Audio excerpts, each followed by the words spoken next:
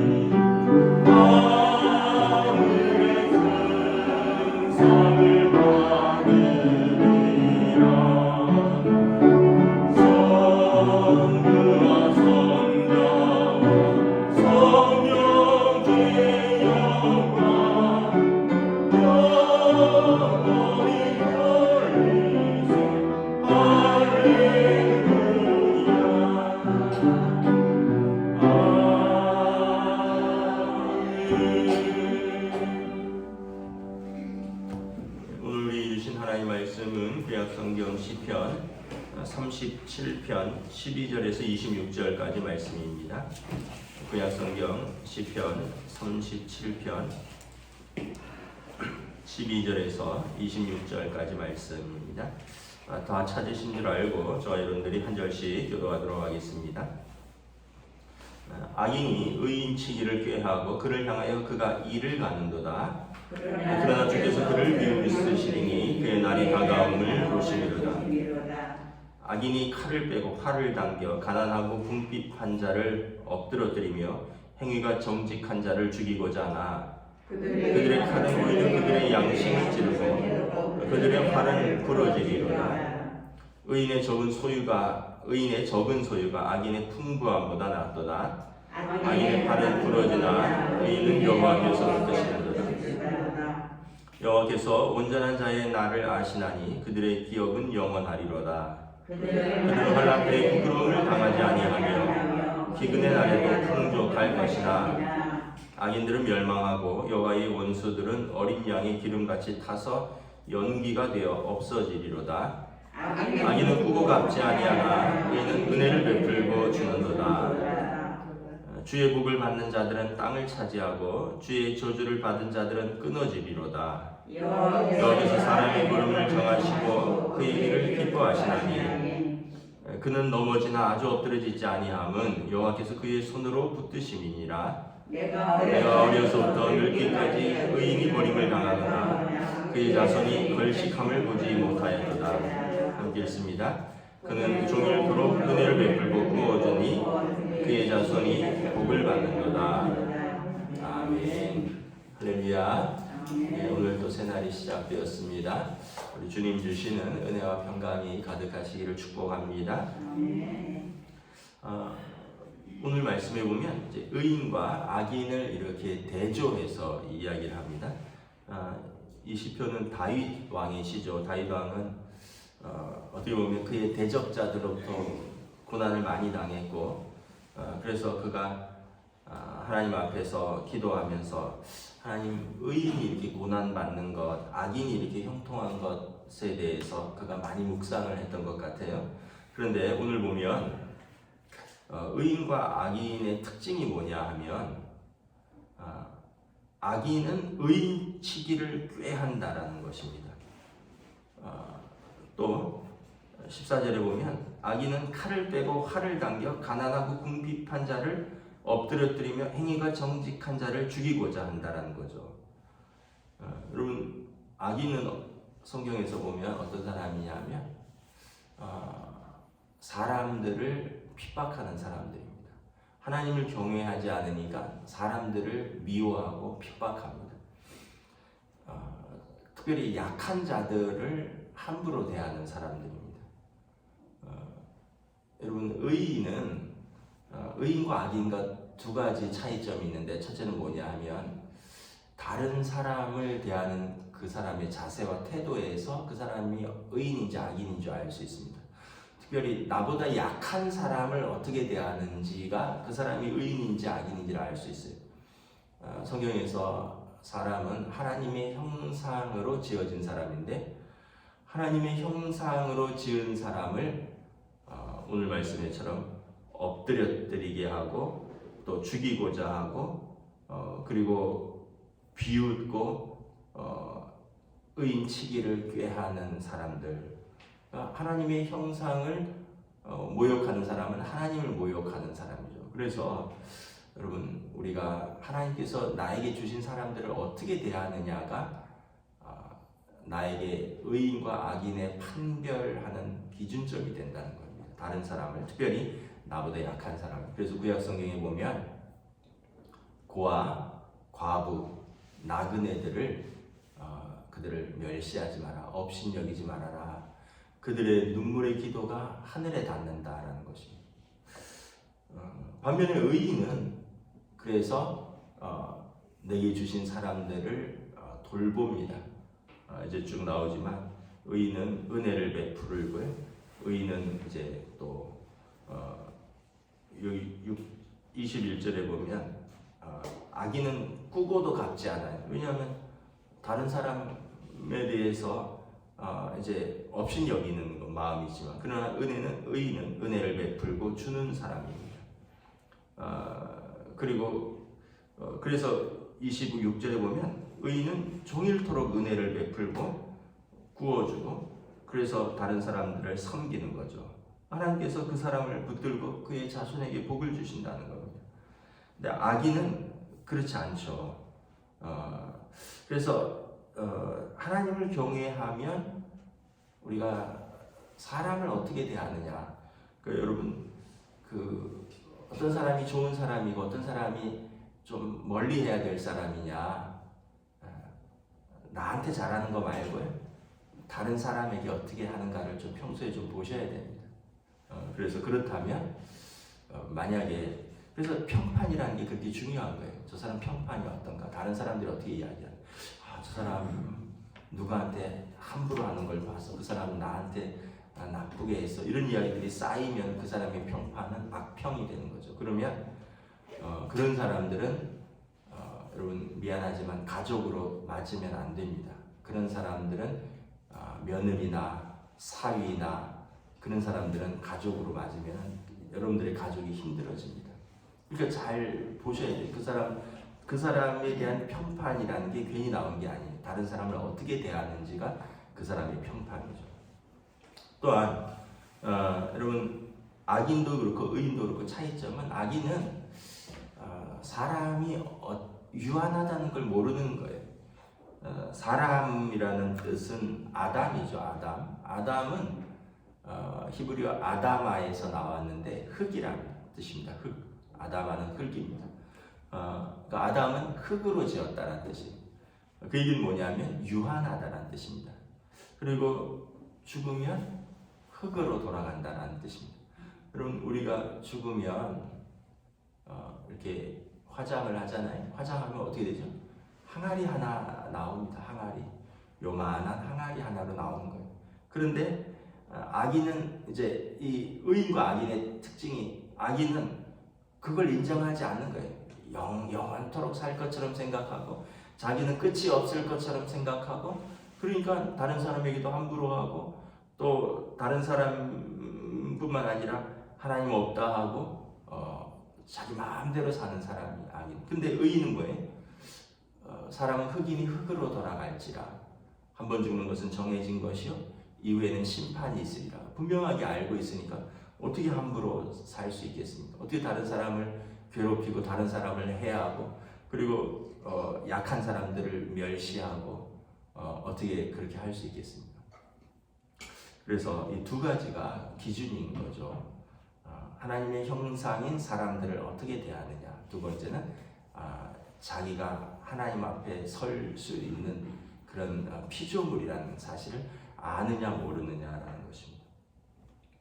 그래서 악인들은 결국은 그들의 칼이 그들의 양심을 찌를 것입니다. 15절에 그들의 칼을 빼고 가난하고 궁핍하고 정직한 사람들을 엎드려지고 하고 찌르고자 했던 그들의 칼이 그들의 양심을 찌를 것입니다. 하나님 앞에서 그들의 칼은 그들의 양심을 찌를 것입니다. 그래서 16절에 보면 의인의 적은 소유가 악인의 풍부함보다 나쁘다. 여러분, 남 괴롭히고 사기치고 그렇게 해서 얻은 재물보다 적은 소유지만 의인의 소유가 더 낫다라는 거예요. 21절에 악인은 꾸고도 갚지 아니하니까 악인은 어떻게 보면 세상에서 풍부할 수도 있는 거죠.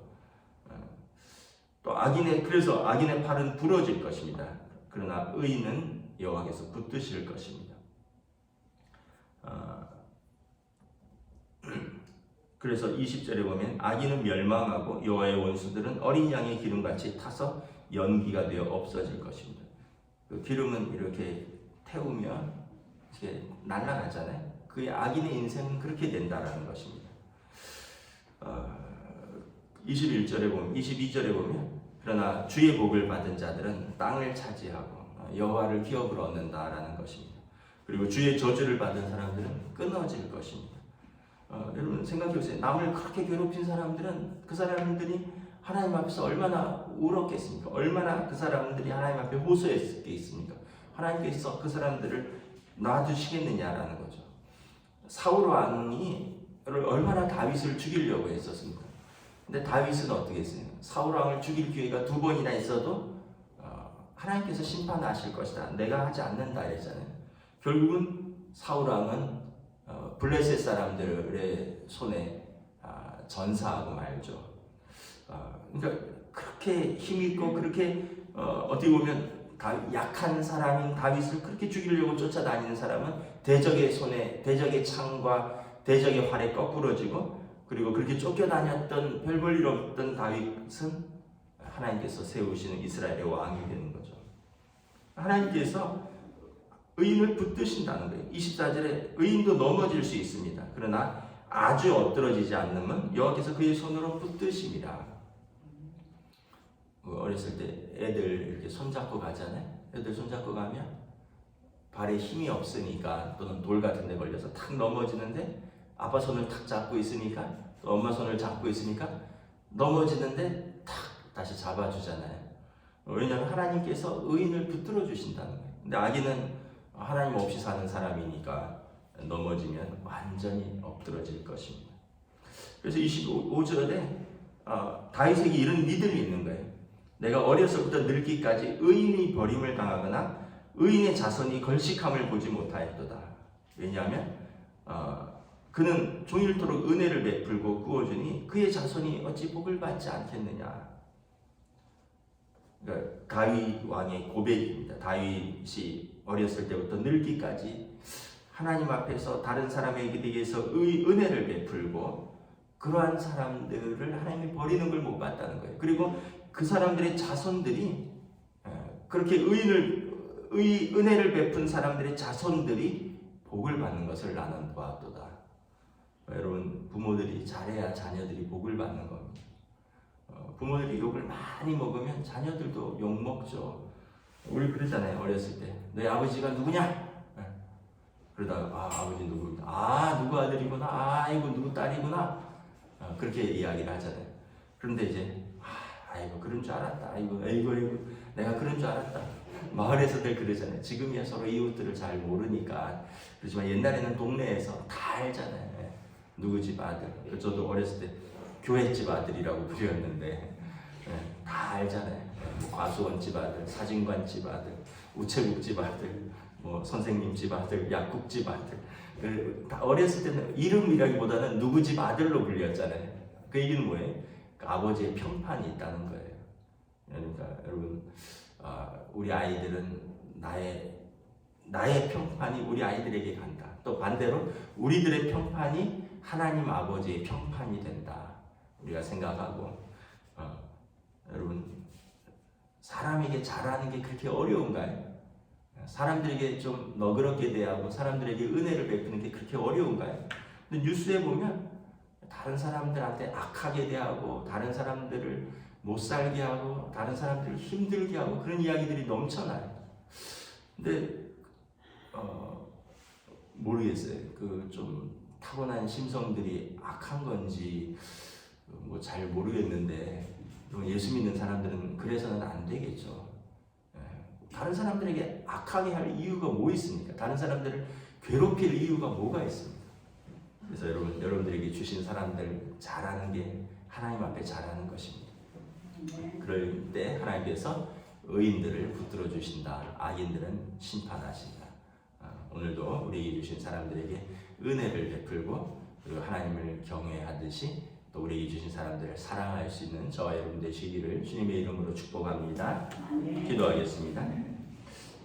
하나님 은혜를 감사합니다. 오늘 다윗 왕은 참으로 그가 어려서부터 늙기까지 악인과 의인을 보았는데 악인이 한때 강한 것 같고 악인이 한때 풍요로운 것 같으나 악인은 하나님이 심판하시고 의인은 하나님께서 붙드시는 것을 보았도다.